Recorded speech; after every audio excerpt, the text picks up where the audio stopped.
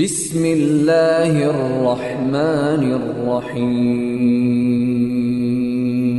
میں یہ عرض کر رہا تھا کہ محمد الرسول اللہ صلی اللہ علیہ وسلم کی سیرت غلبے کی سیرت ہے اور یہ مغلوبیت کی سیرت نہیں ہے، اور آج مراکش سے لے کر انڈونیشیا تک یہ سیرت ایک مغلوبیت کی سیرت بنی ہوئی ہے۔ اس لیے ضرورت اس بات کی ہے کہ اس سیرت کا مطالعہ وَلَا تَهِنُوا وَلَا تَحْزَنُوا وَأَنْتُمُ الْأَعْلَوْنَ إِن كُنتُم مُؤْمِنِينَ کی روشنی میں کیا جائے، اور جب تک اس سیرت کو غلبے میں لانے کے لیے یہ ایک تضاد ہے کہ تذکرہ جس شخصیت کا کرتے ہیں اپنی ثقافت کو اس کے مطابق نہیں بناتے، تذکرہ جس شخصیت کا کرتے ہیں اپنا تعلیمی نظام اس کے مطابق نہیں ڈھالتے، تذکرہ جس شخصیت کا کرتے ہیں اپنے معاملات زندگی کے لیے وہ عدالتی اور قانونی نظام وضع نہیں کرتے، تذکرہ جس شخصیت کا کرتے ہیں اس کے فرمان کے مطابق اپنی معاشی، تجارتی اور زرعی پالیسیاں نہیں بناتے، تذکرہ جس شخصیت کا کرتے ہیں اس کے مطابق اپنے نظام ریاست کے اداروں کو نہیں ڈھالتے۔ یہ وہ تضاد ہے جس تضاد نے امت مسلمہ سے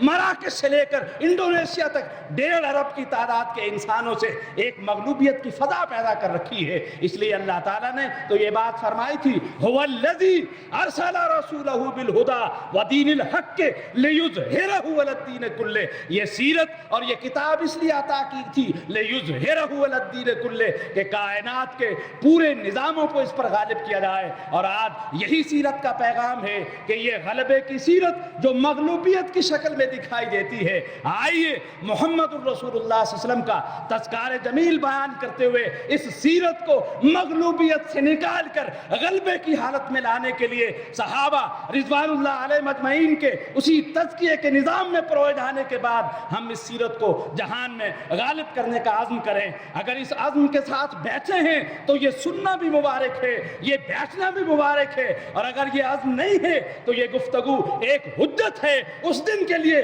کہ جب یہ پوچھا جائے گا تمہیں اوقات دیے گئے، صلاحیتیں دی گئی، معنویات سے نوازا گیا، وسائل زندگی دی گئے، ایک نظام عقیدہ دیا گیا، لیکن تم لوگ تھے کہ اتنے انقلابی عقیدے کے باوجود، ایسی ہماگیر انقلابی ثقافت کے باوجود، اس نظام وحی کی پوری وسعت اور معنویت کے باوجود تم نے غلط نظاموں کے ساتھ مفاہمت اختیار کی، غلط ثقافتوں کو اپنے سینوں سے چمٹائے رکھا۔ آئیے